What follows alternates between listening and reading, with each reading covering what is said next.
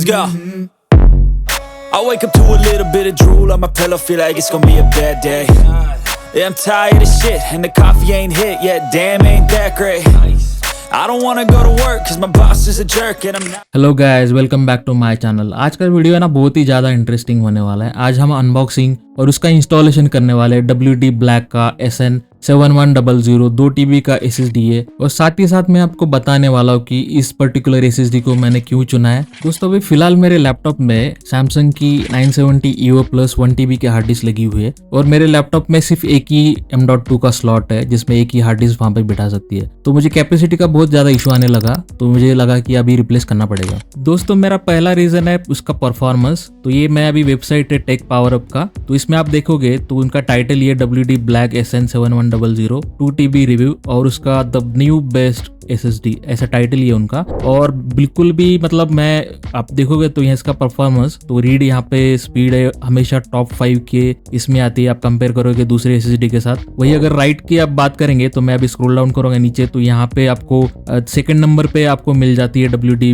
SN7100 2 TB की hard disk. तो performance no doubt बहुत ही बेहतरीन है, इसलिए मैंने उसको चुना है। दोस्तों मेरा सेकंड रीजन है इसका एंडोरेंस। आप इसमें एंडोरेंस चेक करोगे इसकी वेबसाइट के ऊपर, तो यहाँ पे उसका 1200 यहाँ पे TBW यहाँ पे एंडोरेंस लिखा हुआ है। लेकिन मेरी एग्जिस्टिंग SSD है सैमसंग की EVO प्लस 1 TB की SSD, उसमें आप एंडोरेंस कंपेयर करोगे तो यहाँ पे ये Gen 3 SSD है और यहाँ पे आपको एंडोरेंस देखोगे तो 600 TBW है। लेकिन आपको एक मजे की चीज दिखाता हूँ मैं आपको। सैमसंग की 2 TB की वही है हार्ड डिस्क मतलब SSD, उसमें आप ये एंडोरेंस चेक करोगे तो यहाँ पे 2 TB के इसमें एंडोरेंस बढ़ जाता है। तो आपको ये चीज का ध्यान रखना है कि कोई भी आपका सेम मॉडल रहेगा लेकिन आपकी कैपेसिटी चेंज हो जाती है तो उसके बहुत सारे पैरामीटर आपके चेंज हो सकते हैं। दोस्तों मेरा थर्ड मेजर रीजन था वो था प्राइसिंग। आप टेक पावर अप उसमें वेबसाइट में देखोगे तो जितने भी टॉप परफॉर्मिंग जो SSDs है उसमें आपको प्राइसिंग देखोगे तो बहुत जमीन आसमान का फर्क है। ये वाला जो SSD है उसका प्राइसिंग बहुत ही वैल्यू फॉर मनी है, और अमेजोन का जो डील चल रहा था मुझे तो और ज्यादा किलर प्राइस में मिला था, 10,200 के आसपास पड़ा था। और मुझे और एक सरप्राइजिंग चीज लगा उस डील में कि जितने Gen 3 Gen 4 और ये वाला SSD उनका प्राइसिंग ऑलमोस्ट सिमिलर था। दोस्तों विंडोज को इंस्टॉलेशन आप दो तरीके से कर सकते हो, एक होता है क्लीन इंस्टॉलेशन और सेकंड होता है क्लोनिंग। तो मेरे केस में बहुत सारे सॉफ्टवेयर ऑलरेडी इंस्टॉल है और मुझे कोई भी ऐसा कोई इशू नहीं है OS का, तो मैं यहाँ पे क्लोनिंग करने वाला हूँ। क्लोनिंग के लिए मैं एक सॉफ्टवेयर यूज करने वाला हूँ Macrium Reflect। वैसे बहुत सारे आपको ऑप्शन मिल जाते हैं, आप उसको चेकआउट कर सकते हो, लेकिन मैं अभी वही वाला सॉफ्टवेयर यूज करने वाला हूँ और आपको स्टेप बाय स्टेप प्रोसेस में आपको दिखाने वाला हूँ कि कैसे उसको क्लोन करना है और कैसे उसको आपको रिप्लेस करना है SSD लैपटॉप के ऊपर। दोस्तों आपको SSD क्लोनिंग के लिए आपको और एक चीज की जरूरत होती है, वो है SSD एनक्लोजर। तो यहाँ पे मैं यूज कर रहा हूँ पावरबॉक्स की तरफ से आने वाला एक SSD एनक्लोजर। आप चाहिए तो इसको भी परचेस कर सकते हो, लिंक मैंने डिस्क्रिप्शन में दे दिया है। दोस्तों इस SSD एनक्लोजर का अनबॉक्सिंग और डिटेल रिव्यू मेरे चैनल पे अवेलेबल है, आप उसको चेकआउट कर सकते हो, लिंक मैंने आई बटन में दे दिया है। दोस्तों विंडोज का आपको जो अगर आपके पास लाइसेंस कॉपी है तो आपको उसको बैकअप लेना बहुत ही इंपॉर्टेंट है उसका की का। तो आपको जाना है CMD टाइप करना है, CMD और रन एज एडमिनिस्ट्रेटर आपके उसके ऊपर क्लिक करना है। जैसे आप क्लिक करोगे तो ये आपका जो CMD ओपन हो जाएगा, और जो मैंने एक कमांड दी है आप उसको लिंक में दिया है मैंने डिस्क्रिप्शन में, आप उसको भी चेकआउट कर सकते हो। कॉपी पेस्ट करना है आपको। कॉपी पेस्ट करने के बाद आपको स्ट्रेट अवे आपको एक की मिल जाती है, उसको आप उसको फोटो लेके उसको बैकअप रखना है। ये स्टेप इंपॉर्टेंट है क्योंकि अगर आपका SSD अगर क्रैश भी हो जाता है तो आपके पास एक ओरिजिनल की आपके पास बैकअप में रहेगी। दोस्तों हम क्लोनिंग के लिए Macrium सॉफ्टवेयर का यूज करने वाले, मैंने लिंक डिस्क्रिप्शन में दे दिया है, आप डायरेक्टली वहां से डाउनलोड कर सकते हो। एक्चुअली ये पेड वर्जन है लेकिन आपको 30 डेज का ट्रायल यहाँ पे मिल जाता है, जो मुझे लगता है कि सफिशिएंट है क्लोनिंग ऑपरेशन कंप्लीट करने के लिए। अगर आपको नीड है कि यहाँ पे आपको बार बार आपको क्लीनिंग करने की जरूरत है तो आपको परचेस करना बहुत ईजी है, और वहाँ पे आप परचेस करने के बाद आपके जो भी फीचर्स है एडिशनल पेड सॉफ्टवेयर के आप वो भी आप यूटिलाइज कर सकते हो। दोस्तों फ्री ट्रायल के लिए आपको कुछ लॉगिन डिटेल्स मांगेंगे, तो आपको बहुत जितना रिक्वायर्ड डिटेल्स है आपको फिल करना पड़ेगा, उसके बाद आपको अकाउंट क्रिएट करना पड़ेगा, उसके बाद आप फ्री ट्रायल चालू कर सकते हो। दोस्तों अगर कुछ रीजन से आपका अगर Macrium Reflect क्लोनिंग में अनसक्सेसफुल होता है तो आप मैंने अभी यहाँ पे कुछ अल्टरनेटिव सॉफ्टवेयर दिए हुए, आप उसको ट्राई कर सकते हो। दोस्तों इस स्टेप में आपको बताऊंगा कि आपको BitLocker कैसे स्विच ऑफ करना है, बहुत ही इंपॉर्टेंट स्टेप है। आपको जाना है प्रीवेसी, आपके सेटिंग में जाना है PC के, आपको फिर जाना है प्रीवेसी और सिक्योरिटी के अंदर, फिर आपको आपको थर्ड ऑप्शन मिलेगा डिवाइस इंक्रिप्शन। इसके ऊपर क्लिक करने के बाद यहाँ पे देखोगे तो मेरा ऑलरेडी स्विच ऑफ है। अगर आपके इसमें आप स्विच ऑन है तो उसको स्विच ऑफ करना है। आप जब सॉफ्टवेयर इंस्टॉल हो जाएगा फ्रेशली तब आप उसको दोबारा स्विच ऑन कर सकते हो। तो दोस्तों थोड़ा बॉक्स का ओवरव्यू ले लेते हैं। यहाँ पे आपको मॉडल नंबर दिखाई देता है SN7100 और उसकी 2 टेराबाइट यहाँ पे कैपेसिटी दिखा रहा है। यहाँ पे रीड राइट स्पीड यहाँ पे मेंशन की हुई है। बैक साइड में देखो तो यहाँ पे उसकी प्राइसिंग है, मतलब यहाँ पे प्राइसिंग है 21,500 के आसपास यहाँ पे प्राइसिंग है। लेकिन आपको तो पता है कि प्राइसिंग MRP जो भी है एक्चुअल में प्रोडक्ट अलग प्राइस में बिक जाता है। और यहाँ पे थोड़ा सा व्यू दिख रहा है जो चिल्ला के कह रही है कि SSD मुझे बाहर निकालो, तो हम जल्दी से बाहर निकाल देते हैं। उसको यहाँ से सिंपली ओपन करना है। ओपन करने के बाद आपको तो दोस्तों ओपन करने के बाद आपको मिल जाता है एक बड़ा बुकलेट जो हमें कभी पढ़ते नहीं है। तो यहाँ पे वारंटी डिटेल्स यहाँ पे दिखाई दिए है, आपको 5 ईयर्स की वारंटी मिल जाती है। तो ये SSD है, सिंपली इसको यहाँ से ओपन करना है। दोस्तों पैकेजिंग बहुत बढ़िया है और आप देखोगे इसमें SSD का ये ऐसा कुछ लुक आता है। तो हम जल्दी से उसको एक एनक्लोजर में इंस्टॉल भी कर लेते हैं। तो एनक्लोजर जो हमने लास्ट टाइम यूज़ किया था वही हम एनक्लोजर यहाँ पे रिपीट यूज़ कर रहे हैं और सिंपली इसको इंस्टॉल करना है। दोस्तों हीट सिंक भी हम लगा देंगे क्योंकि इसमें टेम्परेचर क्लोनिंग जब प्रोसेस होता है उसमें हीट टेम्परेचर बहुत ज़्यादा बढ़ जाता है। तो हम उसको हीट सिंक भी हम लगाने वाले हैं। तो दोस्तों अपना एनक्लोजर रेडी है और जैसे मैंने बताया था लास्ट टाइम भी कि अपने पास अपने type A to type C ऐसा एक केबल है और मेरे पास दूसरा और एक केबल आता है उसके साथ type C to type C cable. तो मेरे लैपटॉप में दोनों भी केबल है, दोनों भी पोर्ट है। तो मैं यहाँ पे type C to type C use करूँगा और यहाँ पे सिंपली इसको यहाँ से प्लग करूँगा। तो दोस्तों लगाने के बाद अपना लैपटॉप ओपन कर लेते हैं और फिर यहाँ पे इंस्टॉलेशन प्रोसेस चालू कर लेते हैं। दोस्तों मैक्रियम को ओपन करने के बाद ऐसा कुछ आपको व्यू दिखेगा। ये जो फर्स्ट आपको रो दिख रहा है वो अपना पुराना जो हार्ड डिस्क है, मतलब ऑलरेडी जो इंस्टॉल्ड है लैपटॉप के अंदर वो वाला दिखा रहा है। आपको सेकंड लाइन में दिखा रहा है कि ये जो डिस्क 2 है इसका 1.82 यहाँ पे साइज दिखा रहा है। आपको 2 TB हमको नहीं मिल रहा है अनफॉर्चुनेटली। तो यहाँ पे ऑलरेडी यहाँ पे देखोगे तो हर एक इसको जो पार्टीशन है यहाँ पे टिक मार्क लगा हुआ है। तो आपको मेक श्योर करना है कि ये टिक मार्क लगा हो। आपको दूसरा आपको ऑप्शन दिखेगा तो यहाँ पे क्लोन दिस डिस्क, इसके ऊपर आपको क्लिक करना है और यहाँ पे आपको कोई भी पार्टीशन आपको क्रिएट करने की जरूरत नहीं है, ऑटोमेटिकली वो सॉफ्टवेयर बना देगा। तो आपको क्लोन दिस डिस्क इसके ऊपर क्लिक करना है और आपको फिर आपको दिखाता है कि कौन से आपको इसमें सेलेक्ट करना है। मतलब आपको सेकंड जो डेस्टिनेशन है वहाँ पे सोर्स ये है और डेस्टिनेशन अपना नया वाला हार्ड डिस्क जो WD SN7100 उसके ऊपर आपको क्लिक करना है। तो जैसे क्लिक करोगे तो आपको एक बहुत ही इंपॉर्टेंट स्टेप है, यहाँ पे कॉपी पार्टीशन इसके ऊपर क्लिक करना है और इसको आपको जो सेकंड वाला ऑप्शन है सेकंड श्रिंक और extend to fill the target disk, इसके ऊपर क्लिक करना है। ऊपर वाला सेलेक्ट नहीं करना है। उससे होगा क्या कि आपकी जो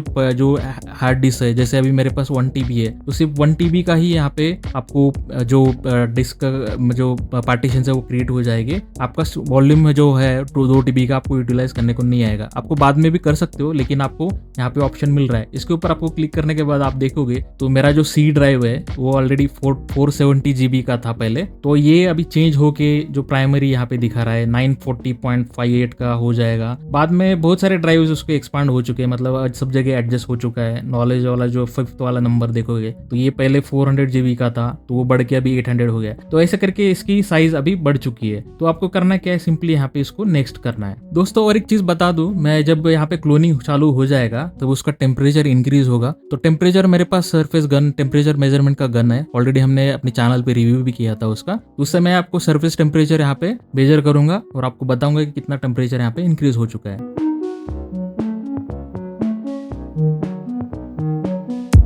दोस्तों क्लोनिंग प्रोसेस में मैंने बार बार टेम्परेचर मेजर किया और यहाँ पे मुझे मैक्सिमम टेम्परेचर 51 डिग्री के आसपास मिला था। जो इनिशियल टेम्परेचर था वो 35 डिग्री, मतलब 15 डिग्री के आसपास यहाँ पे गेन मिला था। बहुत ही बढ़िया एनक्लोजर है, इसमें फैन इंक्लूडेड है। जो फैन का थोड़ा सा साउंड आता है लेकिन यहाँ पे जो परफॉर्मेंस निकल के आता है एनक्लोजर का बहुत ही बढ़िया है। तो क्लोनिंग प्रोसेस कंप्लीट करने के बाद मैंने उसको सेफ टू रिमूव किया और जो पावर केबल और जो SSD का एनक्लोजर का केबल तो उसको डिस्कनेक्ट कर दिया और मैंने लैपटॉप को शट डाउन कर दिया।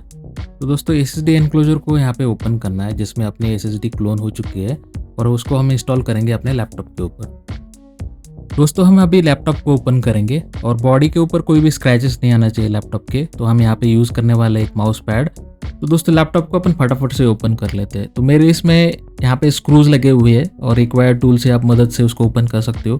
आपके लैपटॉप के मॉडल के ऊपर उसका ओपनिंग टेक्निक डिफरेंट हो सकता है, आप उसको यूज़र मैनुअल आप चेक कर लेना, या फिर आपके यूट्यूब के बहुत सारे वीडियोस है उसका ओपनिंग आपको बता देगी।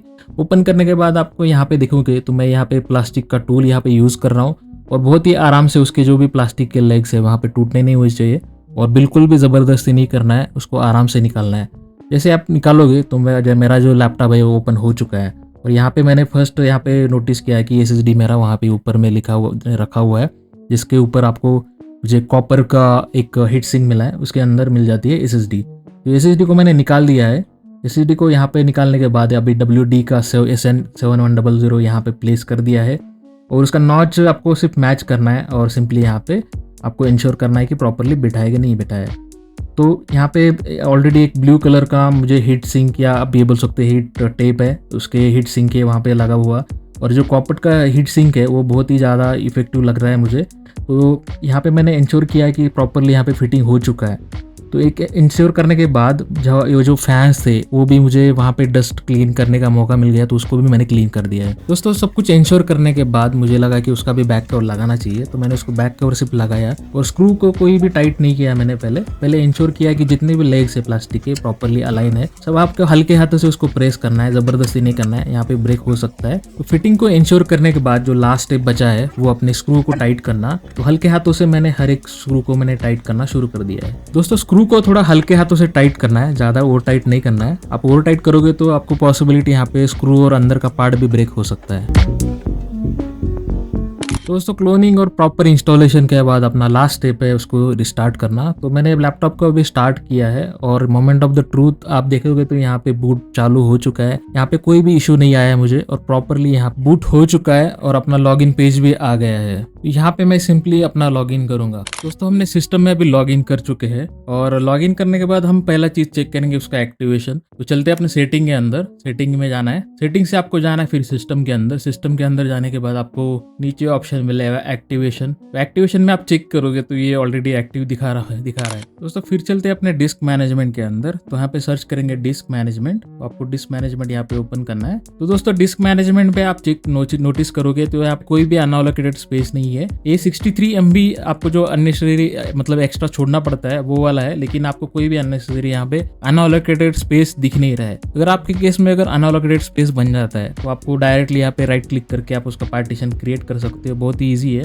और एक चीज का आपको ध्यान रखना है कि कभी कभी पार्टीशन का जो नेम है वो यहाँ पे डिफरेंट हो जाता है। तो मैं अभी दाविंची रिजॉल्व और फिल्मोरा यूज करता हूँ, तो उस केस में क्या होता है कि जो पुरानी फाइल्स होती है, मान लो कि यहाँ पे E ड्राइव है, अगर मैंने गलती से उसको G ड्राइव में पहले यूज करता था, अभी G का अभी E हो गया है, तो आपको मेक श्योर करना है कि जो पहले आपने जो ड्राइव का लेटर लिखा था तो वो सेम ही आपको लेटर आप रीनेम कर सकते हो। रीनेम करने के लिए आपको सिंपली यहाँ पे ड्राइव के ऊपर आपको ये करना है, change driver letter and path, इसके ऊपर क्लिक करना है। और यहाँ पे अगर E है तो E का अगर मुझे पुराना अगर G लेटर है तो आप उसको चेंज कर सकते हो, बहुत ही ईजी है। और सिंपली यहाँ पे आपको चेंज करना पॉसिबल है यहाँ पे। तो वहाँ पे चेंज करने के बाद आपको सिंपली ओके करना है और आपको पॉसिबिलिटी रिस्टार्ट करना पड़ेगा। तो साथ ही साथ मैंने दूसरे सॉफ्टवेयर भी मैंने चेक किए। तो मैंने जैसे अभी दाविंची ओपन किया है, तो दाविंची में जैसे मैंने पहले फाइल सेव की थी तो same as it is open हो रही है और कोई भी इशू नहीं है। सेम थिंग आपको मैंने चेक किया मैंने फिल्मोरा के अंदर भी कोई इशू नहीं है, एकदम प्रॉपरली वर्क कर रहा है। तो जितने भी सॉफ्टवेयर है, जैसे मैंने पावर पॉइंट और या बाकी दूसरे भी सॉफ्टवेयर मैंने ट्राई किए, कोई भी इशू नहीं है। तो मुझे लगता है कि अपना क्लोनिंग है जो सक्सेसफुल हो चुका है। दोस्तों हम स्पीड का थोड़ा सा कंपैरिजन कर लेते हैं। दोनों SSD मैंने जब मदरबोर्ड के ऊपर लगाई थी, मतलब सेम इंटरफेस रखा था और दोनों का स्पीड टेस्ट किया था, तो दोनों का कंपेयर करोगे तो आपको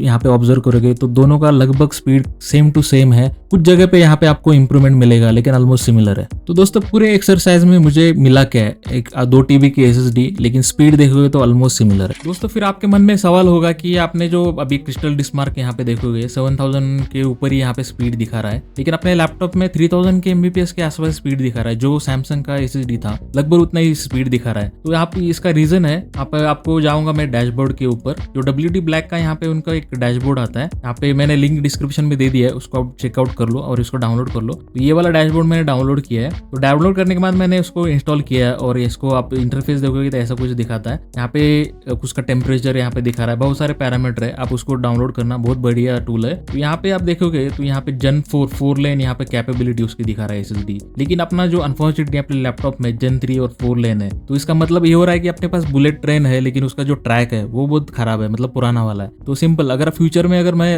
लैपटॉप को मैं अपग्रेड कर लेता हूँ, अगर मैं Gen 4 और 4 लेन वाला अगर उसमें स्लॉट रहेगा लैपटॉप में, तो आपको फुल स्पीड में आपको 7200 के ऊपर ही स्पीड मिलेगा। दोस्तों आपके मन में फिर सवाल होगा कि आपका अगर लैपटॉप उतना 7250 Mbps का स्पीड मतलब यहाँ पे सपोर्ट ही नहीं कर रहा है, मतलब फुल्ली यूटिलाइज नहीं कर रहा है, तो आपने क्यों परचेस किया? उसका सिंपल रीजन था, आप क्यों कियोक्सिया की आपको SSD देखोगे, यहाँ पे Gen 3 SSD है और अभी यहाँ तो अवेलेबल नहीं है 2 TB की SSD। उसका प्राइसिंग मैंने डील जब चल रहा था अमेजन के ऊपर, उसका प्राइसिंग मैंने चेक किया था। फिर आती है कियोक्सिया की अगेन एक दूसरी SSD, वो G3 प्लस है, उसका ये Gen 4 है और उसकी जो 5000 Mbps उसकी स्पीड है, लेकिन 2 TB का जो प्राइसिंग था वो मैंने चेक किया था। फिर आपकी है WD ब्लू की, वहाँ पे SN 5000 उसका स्पीड है 5150 Mbps और अभी करंट प्राइस है 11800 के आसपास। तो जब डील जब चल रहा था तो मैंने चारों का प्राइसिंग चेक किया तो मुझे कोई भी अंतर नहीं लग रहा था, 100-200 का यहाँ पे फर्क लग रहा था। तो मैं सिंपल स्ट्रेट अवे यहाँ पे ये है कि अगर सेम प्राइस में अगर मुझे मिल रहा है हायर एंड का